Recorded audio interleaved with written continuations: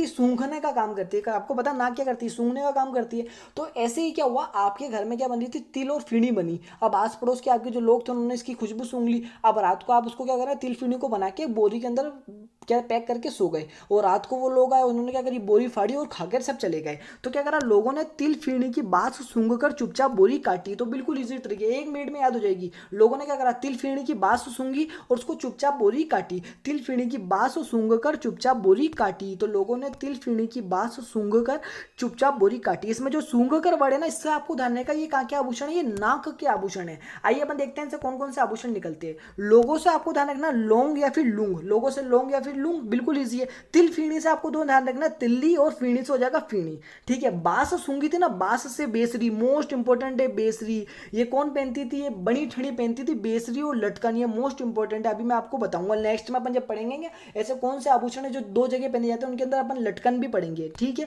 तो लोगों ने क्या करा, तिल फीनी की बात सूंघकर, लोगों से हो जाएगा लोंग या फिर लुंग, तिल फीनी से हो जाएगा तिल्ली और फीनी से फीनी। बांस से आपको ध्यान रखना बेसरी, बांस से क्या ध्यान रखना आपको, बेसरी। सूंघ से कर से आपको ध्यान रहेगा ये नाक के आभूषण है, क्योंकि सूंघने का काम क्यों कौन करती है, नाक करती है। चुपचाप बोरी काटी थी ना, तो चुपचाप से हो जाएगा चुन्नी चोप, मोस्ट इंपॉर्टेंट है चुन्नी चोप। ठीक है, चुन्नी और चोप, तो चुपचाप से चुन्नी और चोप ध्यान रखना आप। आगे अपन है ना जब दांत के अंदर एक पढ़ेंगे चूप, वो अलग है चूप, लेकिन ये क्या है चुन्नी और चोप, इसलिए मोस्ट आपको कंफ्यूज नहीं होना, चुपचाप इसलिए मैंने बनाया है। चुपचाप से आपको दोनों ध्यान रखना है, चुन्नी चोप, चुपचाप चुन्नी चोप। तो आप 2-3 बार बोलोगे तो आपको रट जाएगी ये बात। ठीक है। बोरी काटी थी ना, तो बोरी से हो जाएगा वारी, बोरी वारी, काटी से कांटा। तो ये कांटा भी एग्जाम के अंदर पूछा गया है, तो ये नाक का आभूषण है। लोगों ने तिल फीनी की बात से सुनकर चुपचाप बोरी काटी। लोगों से लोग या फिर आप लूंग या फिर क्या नाम रख सकते हो आप, लोंग। तिल फीनी से हो जाएगा तिल्ली और फीनी। बांस से बेसरी, सूंघ कर से आपको ध्यान रखना नाक के आभूषण है। चुप से आपसे हो जाएगा चुन्नी और चौप, बारी से वारी और काटी से कांटा। ठीक है। और जो नाक के अन्य आभूषण है जो आपको नॉर्मल भी ध्यान रखना, एक तो नथ जो सबको पता नाक में पहनी जाती है, और लटकन। लटकन अपन ने इससे पहले भी पढ़ी है। लटकन कहाँ पढ़ी है अपने, कान के अंदर पढ़ी। कहाँ पढ़ी है, कान के अंदर पढ़ी है। तो कान और नाक दोनों के अंदर पहनी जाती है लटकन। ये आपको मोस्ट इंपोर्टेंट ध्यान रखना है। जैसे कि मैंने आपको बताया था कि फीणी और बेसरी मोस्ट इंपोर्टेंट है। फीणी क्या होती है, एक तो आपको पता है लूंग पहनते हैं अपन, जब किसी के स्टार्टिंग में कान छेदते तो लूंग पहना देता है वहां पे दुकान वाला। तो जो मोटा लूंग होता है ना, उसको फीणी कहते हैं। मोटा लूंग को क्या कहते हैं, फीणी कहते हैं। ठीक है। आगे बढ़ाया था मैंने आपको बेसरी। ये बेसरी मोस्ट इंपॉर्टेंट है, ये एग्जाम के अंदर पूछा गया पटवारी के अंदर कि ऐसी कौन सा निम्न में से आभूषण है जो कि ना क्या बनी ठनी के चित्र के अंदर पहनाया गया है। तो बेसरी, ये नाचते हुए मोर की आकृति होती है। जो ये आभूषण होता है ये नाचते हुए मोर की आकृति का होता है, जो कि नाक में पहनी जाती है। कहाँ पे, नाक में पहनी जाती है। बनी ठनी चित्र में नायिका के कान में बेसरी पहनाई गई है। दो ही आभूषण उसको फेमस थे, किसको, बनी ठनी को। तो एक तो लटकन और एक बेसरी। जो लटकन है ना, ये भी बनी ठनी के चित्र में नायिका को इसके नाम से ये भी पहनाया गया है। तो नायिका के नाक में क्या कहता है, ये भी पहनाया गया है। नेक्स्ट अपने दांत के आभूषण। क्या है, दांत के आभूषण। 4 आभूषण ध्यान रखने। वैसे तो आपने मोस्ट हर बार 2 ही पढ़े होंगे, लेकिन मैं आपके लिए 4 आभूषण लाया हूँ। ये 4 आभूषण मोस्ट इंपॉर्टेंट है। ठीक है। अब दांत, अब अपन मानो अपन हंसते तो अपने क्या दिखते, दांत दिखते हैं ना। तो एक बच्चा था स्कूल के अंदर, अपन स्कूल में पढ़ते थे, अपन हंसते थे तो टीचर भी बोलता था दांत बंद कर ले मक्खी घुस जाएगी। तो अपन ऐसे एक बच्चा बहुत हंस रहा था, तो अपन ने उसको क्या बोला, दांत बंद रख। क्या रहा, दांत बंद रख या फिर चुप रख, मक्खी घुस जाएगी। तो बिल्कुल इजी ट्रिक है, 2 शब्दों की ट्रिक है। दांत चुप रख मक्खी घुस जाएगी, दांत चुप रख मक्खी घुस जाएगी। दांत से आपको ध्यान रखना, दांत के आभूषण।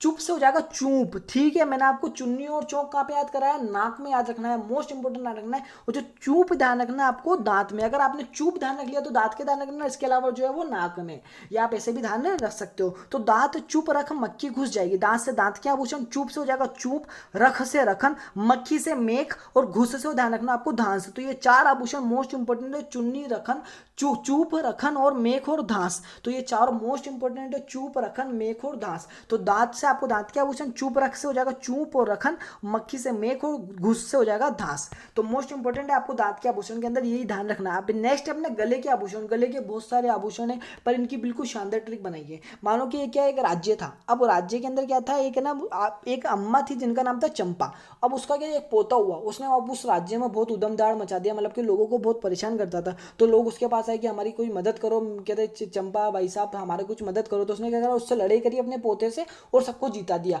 और उसको भगा दिया वहां से। तो लोगों ने क्या किया, उसको हार माला पहनाकर उसको क्या कहता है, हलवा खिलाया। बिल्कुल इजी ट्रिक, जो मैंने आपको कहानी बताई ना उसको दिमाग में रख लोगे तब भी आप आंसर निकाल दोगे। चंपा तुम, अब लोग उनको क्या बोल रहे, चंपा तुम हंस हंस कर नींबू की जंजीर से, किससे लड़ी थी वो, नींबू की जंजीर से लड़ी थी। चंपा तुम हंस हंस कर नींबू की जंजीर से बल्लू पोते की मंडली से लड़ी, इसलिए गले में तुलसी की हार माला पहनो और हलवा खाओ। बिल्कुल इजी है, कोई दिक्कत नहीं है ट्रिक के अंदर, एक बार रट लो बस खत्म कहानी। चंपा तुम हंस हंस कर नींबू की जंजीर से बल्लू पोते की मंडली से लड़ी, उसकी गैंग थी बल्लू पोते की मंडली, तो उस मंडली से लड़ी इसलिए गले में तुलसी की हार माला पहनो और हलवा खाओ। बिल्कुल इजी है, चंपा तुम हंस हंस कर नींबू की जंजीर से बल्लू पोते की मंडली से लड़ी इसलिए गले में तुलसी की हार माला पहनो और हलवा खाओ। आइए अपन देखते हैं इनसे कौन कौन से आभूषण निकलते हैं। चंपा से आपको ध्यान रखना चंपा कली, तुम से तिमड़ियां, ये चंपा कली और तिमड़ियां मोस्ट इंपॉर्टेंट है। चंपा से चंपा कली, तुम से तिमड़ियां, ठीक है। हंस हंस कर से आपको ध्यान रखना है हांसली, जिसको हंसली भी कहा जाता है, जिसको हास भी कहा जाता है, जिसको खुंगाली भी कहा जाता है।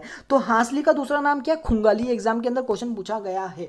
हंस हंस कर से आपको ध्यान रखना हांसली, हंसली, हास या फिर खुंगाली, ठीक है। नींबू की जंजीर, नींबू से आपको ध्यान रखना निम्बोली, जंजीर से हो जाएगा जंजीर, बल्लू पोते की मंडली से, तो बल्लू से हो जाएगा बलवेड़ा, पोते से हो जाएगा पोत, मंडली से हो जाएगा मंडली, ध्यान रखना आपको। लड़ी से आपको ध्यान रखना पंच लड़ी, लड़ी से क्या ध्यान रखना आपको, पंच लड़ी, ठीक है। क्या लड़ी थी, गले से, पंच लड़ी से क्या, फिर आपने बताया लड़ी से, तो बल्लू पोते की मंडली से लड़ी इसलिए गले में क्या पहनो, तुलसी की हार माला पहनो और हलवा खाओ। तो गले से आपको ध्यान रखना गले के आभूषण है, तुलसी जो हो जाएगा तुलसी। अब हार माला, किसी भी आभूषण के पीछे हार माला आवे तो समझ जाना वो किसका आभूषण है, गले का आभूषण है। बिल्कुल सिर्फ आपको हार माला शब्द ध्यान रखना है। अगर हार और माला बताए वैसे भी गले में पहनी जाती है, अगर किसी भी आभूषण के पीछे हार माला शब्द जुड़ रहा है तो समझ जाना वो गले का आभूषण है। हार से आपको ध्यान रखना चंद्रहार, रानी हार, हंस हार, गलहार, इनके अलावा भी कुछ हार से आ रहा था वो गले का आभूषण है। माला, माला से मोहन माला, कंठ माला, मटर माला, वरमाला।